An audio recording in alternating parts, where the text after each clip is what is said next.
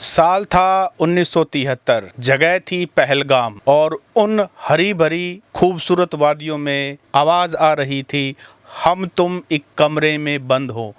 Bobby film, blockbuster film, Rishi Kapoor और डिम्पल कपाड़िया की एक ऐसी आइकॉनिक फिल्म जो हम सब की मेमोरी के अंदर है। 52 साल बाद उसी जगह पर 26 निर्दोष टूरिस्ट की जिंदगियां बंद हो गई, सिस्कियों में बदल गई। बॉलीवुड की रोमांस वाली जगह अब एक ऐसी जगह बन गई है जहां अब शायद कोई ना जाना चाहे। इसी पर आज हम चर्चा करेंगे पहलगाम पर, जो घटना घटी जिसमें निर्दोष 26 टूरिस्ट की जान गई, उसके बारे में मेरे साथी वरिष्ठ पत्रकार ओपी वशिष्ठ है। वशिष्ठ साहब, आपका स्वागत है। जी सर। सर, बहुत दुख की बात है कि कश्मीर जिसको कहा जाता है, अगर इस धरती पर कहीं स्वर्ग है तो वो यहीं है, यहीं है, यहीं है। तो फिरदौस की जो ये लाइनें हैं, आज देखिए उस कश्मीर का क्या हाल कर दिया है। आप तो खुद कश्मीर गए हैं। मैं सतसिंह जी 2022 में मैं कश्मीर गया था फैमिली के साथ।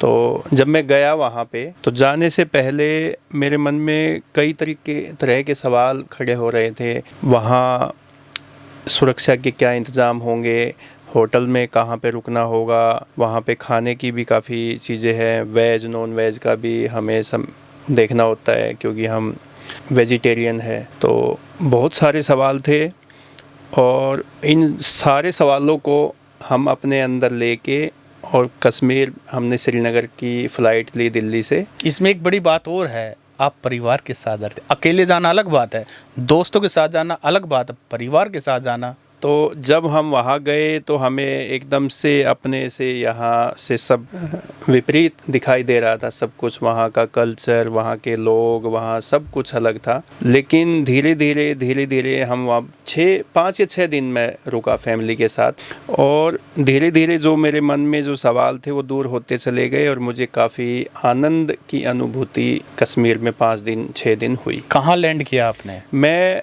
यहाँ से सीधे श्रीनगर गया और वहाँ से टैक्सी लेके मैं सीधा श्रीनगर में यूनिवर्सिटी ऑफ कश्मीर, मैंने वहाँ पे गेस्ट हाउस बुक करवा रखा था। तो मैं वहाँ पे रुका। गेस्ट हाउस इसलिए करवाया था कि वो शिक्षण संस्थान है, यूनिवर्सिटी है, पता नहीं होटल में कैसा माहौल होगा, कैसे लोग होंगे, कैसा खाना मिलेगा, इसलिए मैंने यूनिवर्सिटी को चुना था। लेकिन जब मैं यूनिवर्सिटी से बाहर निकला तो मुझे और भी ज़्यादा खूबसूरत जगह देखने को मिली। मैं कश्मीर की श्रीनगर में घूमा, वहाँ शिकारा का मैंने आनंद लिया, डल झील में मुगल गार्डन देखा, टूलिप गार्डन देखा, और भी कई ऐसी जगह थी। पहलगाम गए? हाँ, पहलगाम भी गया मैं। तो एक दिन मैं पहलगाम गया, एक दिन मैं सोनमर्ग गया, एक दिन मैं वो गुलमर्ग गया जी। तो ये 4 दिन जैसे मैंने, हम सुबह अर्ली मॉर्निंग टैक्सी लेके निकलते थे और फिर देर तक, शाम तक या रात तक हम वापस लौटते थे। तो पहलगाम जो है वो इतनी दर्शनीय जगह है कि वहाँ पे हर कोई जाना चाहेगा। एक बार जो चला गया वो ये सोचता है कि मैं यहाँ से वापस ही ना जाऊँ, मैं यहीं पे एंजॉय करूँ 2 दिन 4 दिन 5 दिन, क्योंकि वहाँ पे इन्वायरमेंटल इतना अच्छा है, पर्यावरण इतना है, पोल्यूशन नहीं, ग्रीनरी है, पहाड़ है, मौसम ठंडा है।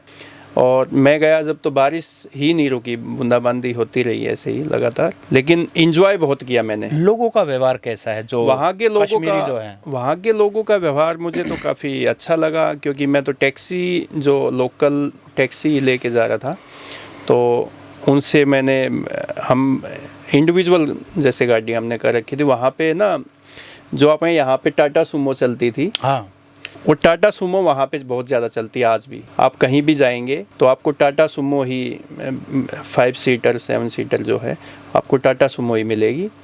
और वहाँ फिर आप कहीं भी जाएंगे, सोनमर्ग की तरफ में गया तो वहाँ पे जो जिला दर्रा देखा मैंने, बालटाल घाटी मैंने वहाँ पे देखी, जहाँ से हम अमरनाथ की यात्रा शुरू करते हैं।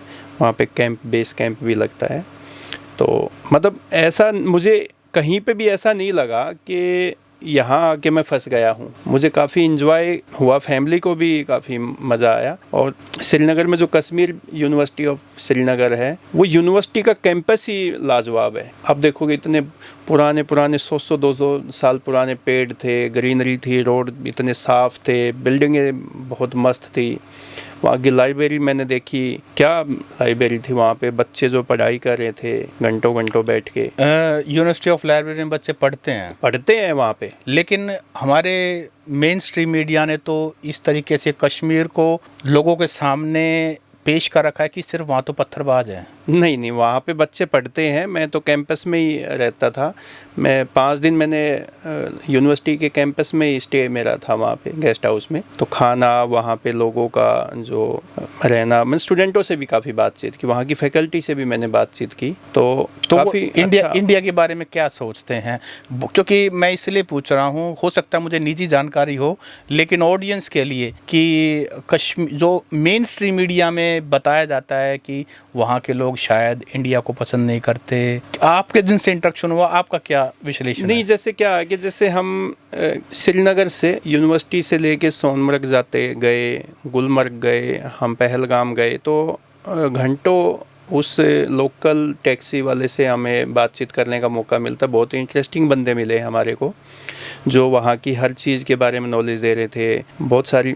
लेकिन वो सरकार के बारे में थोड़ा सा 1-2 बंदा बीच बीच में ऐसा कभी कभार बोल देते थे। सरकार के बारे में तो मैं और आप भी बोलते हैं।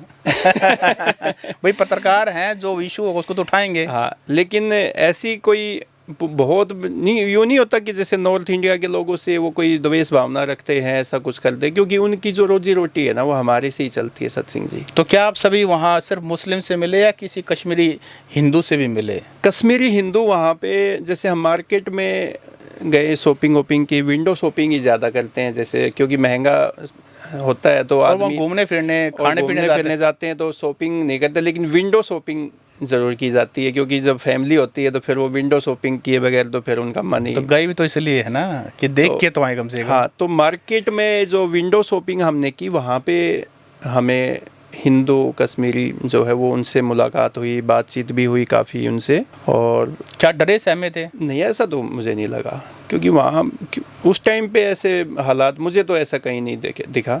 हाँ, जैसे चेकिंग के जो थे वो जगह जगह, जब हम सोनमर्ग से वापस आए, एक बार जाते समय तो हम जल्दी निकल के चले गए थे, तो कोई दिक्कत नहीं थी। वापसी में हम आए तो कई जगह पे पुलिस की जो चेकिंग थी वो बहुत ज़्यादा थी। वो इसलिए थी कि मेरे ख्याल में हफ्ते 10 दिन के बाद ही अमरनाथ यात्रा का शुरुआत होनी थी, तो इसकी वजह से वहाँ पे चेकिंग ज़्यादा थी। उसको लेके थोड़ा सा वो जो लोकल बंदे थे वो ज़रूर इनसे परेशान थे। वो वापसी में, ये देखो जी पुलिस की चेकिंग होगी अब, तो वो गाड़ी, जैसे एक तो आप हाईवे से लेके आप जा रहे हैं गाड़ी को, मेन रोड से लेके जा रहे हैं, फिर वो जैसे पुलिस की चेकिंग होती है तो वो कई जगह पे 1 वे कर देते हैं, कई जगह पे आपको रोड डाइवर्ट किया जाता है। तो वो ये तो कहते हैं जैसे कि जी अगर ये नाका नहीं लगता तो हम थोड़ा और जल्दी पहुंच जाते, आपको जल्दी पहुंचा देते। तो वो गलियों में से थोड़ा सा रास्ते, कच्चे रास्तों से इधर उधर से जो ले जाने में, क्योंकि वो लोकल, उनको तो रोज का ही पता है। वो तो हैबिचुअल भी है। वो पहलगांव कितना समय लगाया आपने? पहलगांव में हमने पता ना पूरा ही दिन, जैसे हम सुबह गए थे तो हम पहुंच गए थे दोपहर तक, और शाम को फिर हम अपना वापस। तो ये जो ग्राउंड फोटोज में, वीडियोस में दिखाए जा रहे हैं, जहां पर 22 मई को घटना घटी, आतंकवादी आए और 26 निर्दोष टूरिस्ट को मारा। ये वन क्षेत्र है वहाँ पे ना, काफ़ी बड़ा एरिया है ये। और उस दिन जब हम गए तो ज़्यादा बारिश थी, बूंदाबांदी थी, हम ज़्यादा नहीं घूम पाए, लेकिन जैसे हम जितना भी घूम पाए बारिश में, वो हम उतना तो अंदर तक नहीं जा पाए जो ये वन क्षेत्र वाली जगह है। लेकिन हम गए वहाँ पे, हमने खाया पिया। वहाँ पे मैगी ज़्यादा खाना पसंद करते हैं बच्चे, वहाँ पे सर्दी ज़्यादा होती है ना, मौसम और बारिश का मौसम था।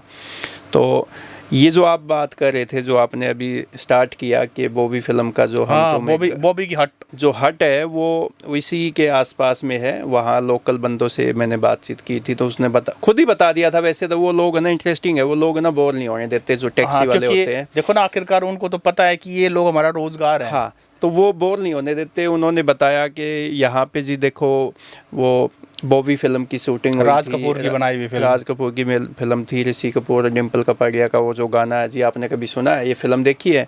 मैंने कहा भाई मैं हरियाणा के रोहतक से रहने वाला हूँ, और बॉबी फिल्म जो है हमारे माँ बाप दादा है या जो परिवार के जो हमारे जो बड़े हैं जितने भी आसपास के जो फ्रेंड में है, उन्होंने ये बताया कि बॉबी फिल्म जो है दिल्ली में रिलीज़ नहीं हुई थी, रोहतक के शीला सिनेमा में रिलीज़ हुई थी, और दिल्ली के लोग रोहतक में ये फिल्म देखने के लिए और आते थे। शीला थिएटर के अंदर हमारे गांव से दूर दूर ट्रैक्टर ट्रेली भर के आते थे, और किस लिए आते थे वो भी बता दो, कि उसके अंदर जो वो एक स्विम सूट वाला वो एक था उसकी बहुत चर्चा थी। वो क्या था कि ये पुरानी फिल्म थी उस टाइम पे, और जो उन्होंने जो कॉस्ट्यूम पहन रखा है डिम्पल कपाड़िया, जो पूरी फिल्म में ही वो एक ही ड्रेस में रहती है, उस शॉर्ट्स पहन के रहती है और वो सब चीज़ें, तो उस फिल्म के देखने के बजाय वो डिम्पल कपाड़िया की ड्रेस देखने के लिए ज़्यादा लोग आते थे। जी जी जी, नहीं बिल्कुल सही बात। और 1973 की बात कर रहे हैं, और 1973 में ना मोबाइल फ़ोन थे, ना यूट्यूब था, ना फेसबुक था, टीवी भी इतना नहीं था, तो अब लोगों के लिए अब ये एंटरटेनमेंट देखो ना कि इस बॉबी फिल्म से रोहतक की कितनी पहचान हुई। मैं आपको बता रहा ना कि इस फिल्म की रिलीज को लेके कोई डिस्प्यूट हुआ था, तो दिल्ली के किसी भी सिनेमा हॉल में ये फिल्म रिलीज नहीं हुई, ये रोहतक में हुई थी। तो ये आप ये देखो ना कि रोहतक एक छोटा सा जिला शहर था उस टाइम पे, तो आप ये देखो ना 1973 की हाँ, बात दिल्ली के मुकाबले तो आज भी बहुत छोटा है। हाँ, तो दिल्ली के लोग स्पेशल इस मूवी को देखने के लिए, ये हाउसफुल होता था। यहाँ का ये मलिक है कोई जिसका सिनेमा हॉल है, उनका भी मैंने उनसे भी एक बार बातचीत की थी, जब बॉबी फिल्म के बारे में हमने डिस्कस किया, या हिंदी फिल्म कोई दिवस आता है उस पर हमने एक बार बात किया था कुछ ही, तो उनका इंटरव्यू हमने लिया था। वो कह रहा था कि हमारे पास सेलिब्रिटीज़ के तो फ़ोन आते थे, मतलब जो बड़े शख्सियत होते थे उनके फ़ोन आते थे कि एक टिकट मेरी के किसी तरीके से जुगाड़ करवा दीजिए, और IAS IPS नेता मंत्री, ये तो मतलब बोला कॉमन बात थी। तो हर कोई बॉबी फिल्म, और जो कि उसका ये गाना था, हम तुम एक कमरे में बंद हो और चाबी खो जाए, इतनी प्यारी जगह पर शूट हुई, इतनी प्यारी फिल्म, रोमांस। वैसे बॉलीवुड की और भी कई फिल्में वहाँ पे शूट हुई है, जैसे सन्नी देओल की मूवी थी बेताब, जिसमें अमृता सिंह और सन्नी देओल है।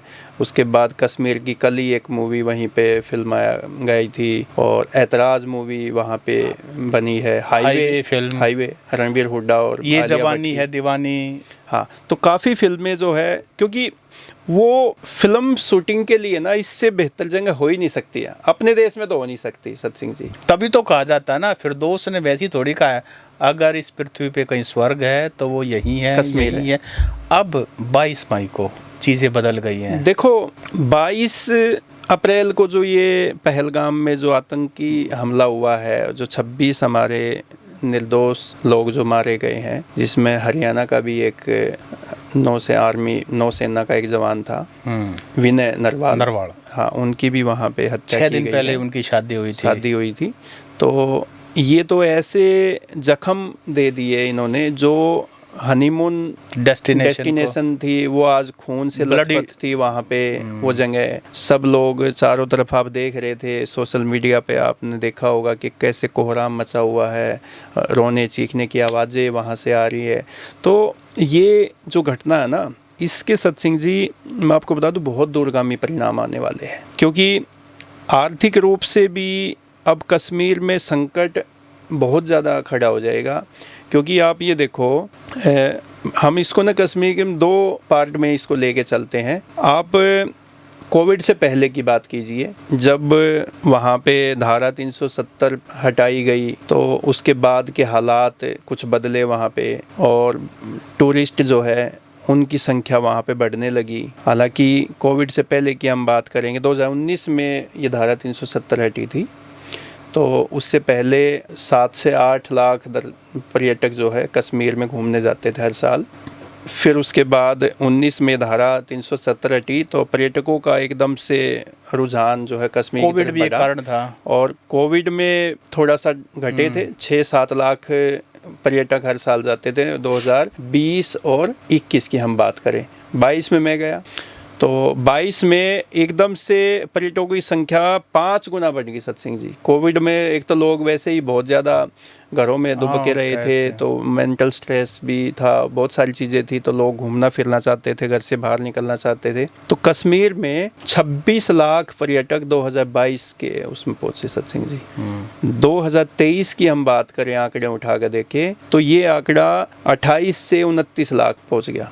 2024 की अगर बात करें तो 30 लाख दर्शक पर्यटक जो है 3 मिलियन टूरिस्ट कश्मीर में घूमने गए। कश्मीर में घूमने गए। और उसके अंदर पहलगाम जो जगह है वो तो सबकी ऑल टाइम फेवरेट है। जब भी कश्मीर में कोई घूमने जाता है ना, तो वो पहला जो, जैसे पहले तो अपने होटल में ही जाएगा, एयरपोर्ट से जाएगा, गाड़ी से जाएगा, जैसे भी जाएंगे, बाई फ्लाइट जाएगा, वो सबसे पहले होटल में जाएगा, रेस्ट करेगा, और उसकी पहली चॉइस में पहलगाम होती है घूमने की। उसके बाद सोनमर्ग जाएगा, गुलमर्ग जाएगा, और सोनमर्ग जाते हैं तो आपको जोजिला दर्रा मिलेगा, बालटाल घाटी मिलेगी, जहाँ से अमरनाथ यात्री आपको नीचे से जाते हुए उस घाटी में से दिखाई देंगे। एक बहुत लंबा, जैसे काफिले के काफिले जाते हैं लोगों के, तो आपको आपकी गाड़ी से ही आपको नज़र आ जाएंगे वो जाते हुए। टेंट लगे हैं जगह जगह पे, मेडिकल कैंप लगे हैं, चेकिंग के लिए आर्मी के लोग वहाँ पे मिल जाएंगे आपको। अच्छा ये बताइए, जब आप पहलगाम गए तो वहाँ सिक्योरिटी के क्या इंतजाम थे? 2022 की बात कर रहे हैं। सिक्योरिटी के तो कोई कहीं पे मैंने ऐसा नहीं देखा कि कोई सिक्योरिटी के कोई कमी है या सिक्योरिटी का कहीं तो जो पॉइंट है कि भाई हम किसी डर भावना में तो थे। जो फैमिलीज अभी सरवाइव हुए वहाँ से बच के आए हैं, उनका भी ये कहना है कि वहाँ कोई सिक्योरिटी नहीं थी, जबकि 3-4 लाख मुझे लगता है वहाँ पर सिक्योरिटी फोर्सेस हैं, शायद ज़्यादा ही हो, उसके बावजूद भी वहाँ सिक्योरिटी नहीं। क्या वहाँ ज़रूरत नहीं थी या ये चूक हुई? नहीं सत्सिंग जी, देखो वहाँ पे वन क्षेत्र है और काफ़ी लंबा बता रहे हैं, तो वहाँ पे तो सिक्योरिटी ज़्यादा ही होनी चाहिए, क्योंकि थोड़ा सा डीप तक लोग जाते हैं घूमने फिरने। जो कपल्स होते हैं वो थोड़ा सा इंजॉय करना चाहते हैं, वो एक नेचर के साथ रहना चाहते हैं, तो वहाँ पे तो सिक्योरिटी और भी ज़्यादा होनी चाहिए। तो ये कहीं ना कहीं चूक हुई है या इसके पीछे कोई कारण? क्योंकि एक बार आर्टिकल 370 हटने के बाद आपको याद हो उस दौरान एक चर्चा चली थी कि भाई अब जो है हरियाणा में जिन युवाओं की शादी नहीं होती, कश्मीर से बहू ला सकते हैं, वहाँ प्लाट ले सकते हैं। लेके भी आए हैं। मेरे ही एक कोई परिचित है, उनके बेटे आर्मी में है, वो एनडीए करके अफसर लगा, तो वो उसने जो शादी की है वो श्रीनगर की लड़की से ही की है। श्रीनगर की लड़की को दिल्ली में सेटल्ड होगी, क्योंकि श्रीनगर जाके देखो फर्क है इस बात का, अगर कोई फैमिली कश्मीर की दिल्ली में सेटल्ड है तो स्वाभाविक है वो आईटी कंपनी में है, और उसकी जो गुड़गांव में कहने को ये है कि वो श्रीनगर की है, और वो शादी भी उन्होंने जो है वो श्रीनगर में ही। लेकिन बीजेपी ने जो नैरेटिव बनाया था ना, वो ये बनाया था कि भाई प्लाट भी और आप आपके रिश्ते भी हुआ करेंगे वहाँ पर। देखो अगर पहलगाम जैसी सत्सिंग जी ऐसी 1-2 घटनाएं होगी ना, तो वहाँ से लाना तो मुश्किल है, वहाँ जाना भी मुश्किल हो जाएगा। अच्छा एक ये बताइए कि कल से एक तरफ नैरेटिव तो बिल्ड हो रहा है, वो तो एक अलग है हिंदू मुस्लिम का, उसको छोड़ देते हैं एक बार, क्योंकि वो मेन स्ट्रीम मीडिया उसको बना रहा है। लेकिन एक और बहुत सारे वीडियोस वायरल कि वहाँ के लोकल जो लोग हैं उन्होंने टूरिस्टों की काफ़ी मदद की, और एक जो लड़का मरा है उसने तो आतंकवादियों की बंदूक भी छीनने की कोशिश की। आज अखबारों में आया हुआ है, ओमर अब्दुल्ला जो चीफ मिनिस्टर है वहाँ के, वो उनके घर गए हैं और उसको बता रहे हैं कि भाई इन्होंने बहुत अच्छा प्रयास किया। हाँ, एक वो मोहम्मदन ये लोकल मुस्लिम है, वो मुस्लिम है, वो उन्होंने शायद वो पोनी चलाते हैं वहाँ पे, खच्चर चलाते हैं शायद। जी। हाँ। तो वो उन्होंने काफ़ी हिम्मत दिखाई है, और एक आतंकवादी की राइफल भी छीनने का उन्होंने प्रयास किया, और उसी में वो मारा गया। और एक और वायरल वीडियो में देख रहा था कि कोई एक लड़का है, टीनेजर सा है, मुझे लगता है कि 14-15 साल का वो लड़का होगा, जिसको वो घायल अवस्था में खून से सना हुआ है, उसको वो अपनी पीठ पे लेके और उसको बचाने के लिए भाग रहा है कहीं मेडिकल। और उसके अलावा वहाँ लोगों ने कैंडल लाइट भी मार्च किया है, और उसके बाद लाल चौक पर आके कश्मीरियों ने ये कहा है कि भाई ये जो घटना घटी है ये दहशतगर्द हैं, और कश्मीर को इस्लाम इसकी कोई परमिशन नहीं था, हमारा नाम लेके कम से कम इस तरह की काम ना करें। मैं कह रहा हूँ सत्सिंग जी, उनके लिए हम तो यहाँ दूर बैठे हैं, हमें तो केवल ये एक हमला दिख रहा है कि भाई एक हमला हुआ, 26 लोगों की जान चली गई। आप ये देखिए जो कश्मीर लोकल जो कश्मीरियत है, वहाँ के जो लोकल लोग हैं, उनके लिए तो रोजी रोटी का सवाल है ना कश्मीर, उनके लिए तो रोजी रोटी का है। आप ये देखो कि जब वहाँ पे पर्यटक नहीं जाएंगे तो उनकी रोजी रोटी चलेगी कैसे। अक्टूबर के बाद तो पर्यटक जाना ही बंद हो जाते हैं क्योंकि सर्दियाँ हो जाती हैं, बर्फबारी ज़्यादा होती है, वही 4-5 महीने होते हैं उनके पास। 5-6 महीने तो उनके लिए गुजारा करना ही मुश्किल हो जाता है। तो ये जो 6-7 महीने होते हैं, इसी में ये इतना कमा लेते हैं कि वो जो 6 महीने घर बैठ के उनको खाना होता है, वो इसी से गुजारा होता है। अगर पर्यटक वहाँ पे नहीं जाएंगे तो इनके लिए तो वहाँ पे रहना ही मुश्किल हो जाएगा। लेकिन ओपी सवाल ये है कि बिना लोकल सपोर्ट के टेररिस्ट थ्राइव नहीं कर सकते।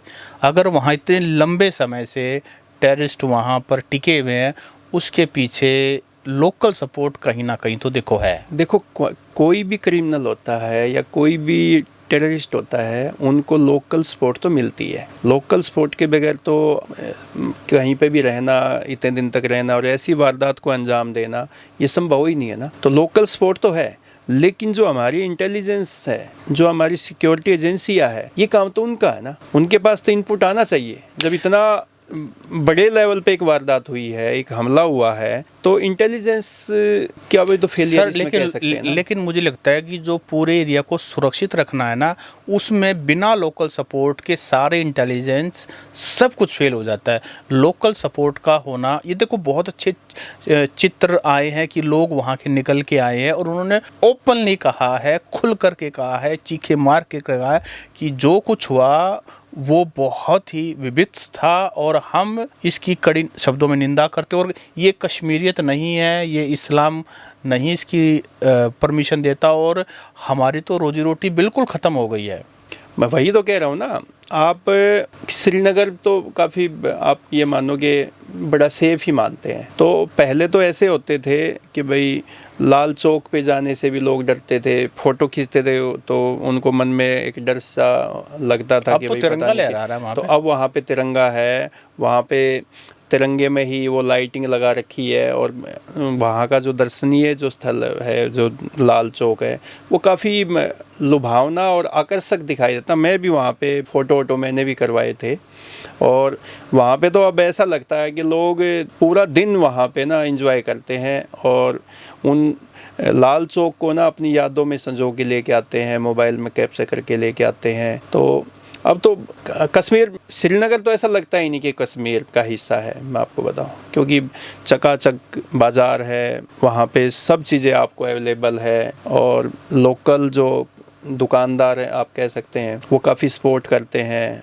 क्योंकि वो तो उनके लिए तो वो कहते हैं ना कि भाई ग्राहक तो भगवान का रूप होता है, तो वो वास्तव में ग्राहकों को भगवान का रूप मानते हैं क्योंकि उनकी रोजी रोटी तो पर्यटक ही है ना। तो आपको लगता है इस घटना के बाद कश्मीर की इकोनॉमी की कमर टूटने बहुत ज़्यादा टूटेगी सत सिंह जी। अब जो लोग इस गर्मी की छुट्टियों में, जून में कश्मीर का प्लान बनाया मई में जाते हैं, मई में टिकट बुकिंग शुरू हो जाती है क्योंकि थोड़ा सा सस्ती मिल जाती है। 1 महीना पहले आप टिकट करवाएंगे तो उस टाइम पे थोड़ी महंगी मिलती है फ़्लाइट की, या टूरिस्ट कंपनियां जो है, एजेंसियां, उनसे भी गाड़ियां बुक करवाते हैं। तो ये जो 22 की जो घटना हुई है, वारदात हुई है, इसके बाद से मुझे नहीं लगता कि जिन्होंने कश्मीर में जाने का प्लान बना रखा था कि वो वहाँ पे जाएगा। जी बिल्कुल। और तो फिर टूरिस्ट जाएंगे कहाँ? नॉर्थ इंडिया के टूरिस्ट देखो, कश्मीर आर्टिकल 370 के बाद 2022 के बाद जब आप गए थे तो संख्या 3 मिलियन तक पहुंच गई थी टूरिस्ट की। तो आपको लगता है कि ये जो 3 मिलियन टूरिस्ट जो गए हैं, जिसमें फॉरेनर्स भी इंक्लूडेड हैं, अब कहाँ जाएंगे? इसमें तो देखो, अब हिमाचल और उत्तराखंड, अगर आप ठंडे इलाकों में जाना चाहेंगे, पहाड़ों पर जाना चाहेंगे, तो आपके पास ये 2 ही ऑप्शन बचे हैं। या तो आप गर्मी में कोई साउथ में तो जाना नहीं चाहेगा, वहाँ पे तो बहुत ज़्यादा गर्मी होती है, ह्यूमिडिटी रहती है, तो इस मौसम में तो साउथ में तो कोई जाएगा नहीं। सर्दियों में तो फिर भी आप केरला में जा सकते हो, उड़ीसा जा सकते हो, और भी कई जगह पे जा सकते हो। लेकिन इस गर्मी के मौसम में तो सब पहाड़ों पे ही जाना चाहते हैं, ठंडे इलाकों में जाना चाहते हैं। तो अब ये जो कश्मीर में जो पर्यटक हमारा जाते थे, जो 3 मिलियन की आपने बात की, वो अब आपको हिमाचल में वर्कलोड बढ़ जाएगा और उत्तराखंड में। और हिमाचल में अगर ज़्यादा पर्यटक जाते हैं तो सत्सिंह जी हम तो हर साल ही देखते हैं वहाँ पे ना पीने के पानी का हाहाकार मच जाता है, पानी की शॉर्टेज हो जाती है, पीने का पानी आपको मिल ही नहीं पाता। आप केवल और केवल जो है लोकल जो वहाँ के लोग हैं उनके लिए तो पानी का बहुत बड़ा संकट हो जाता है। आप और हम जैसे लोग तो पैसा खर्च करने के लिए जाते हैं तो हम तो खरीद के पी सकते हैं, लेकिन वहाँ के जो लोकल लोग हैं उनके लिए पानी नहीं मिल पाता। तो ये भी एक संकट है। अगर इस कश्मीर वाली घटना को देखते हुए अगर हिमाचल प्रदेश की सरकार और उत्तराखंड की जो सरकार है वो अपने आप को प्रिपेयर नहीं कर पाई तो वहाँ पे भी हालात ख़राब हो जाएंगे, जाम की प्रॉब्लम हो जाएगी, वहाँ पे रहने ठहरने की व्यवस्था के लिए काफ़ी दिक्कत हो सकती है क्योंकि लोग तो जाएंगे। जी ओपी जी, हम अपने डिस्कशन के आखिरी पड़ाव में चलते हैं। 22 अप्रैल की घटना के बाद प्रधानमंत्री मोदी जी ने बाकायदा मीटिंग चेयर की है और उन्होंने कुछ कड़े फैसले लिए। उसमें से एक फैसले के बारे में मैं चर्चा करना चाहूँगा कि जो सिंधु नदी है उसका पानी जो है जो पाकिस्तान को जाता है उसको बंद करने का निर्णय लिया है। 1960 में सिंधु जल समझौता हुआ था और ये यूनिलेटरल नहीं था, इसके अंदर वर्ल्ड बैंक ने बीच में मध्यस्थता की थी। अब इंडिया ने ये डिसीजन ले लिया है क्योंकि प्रधानमंत्री मोदी जी ने इसका ऑफिशियली सारी बातें हो गई हैं।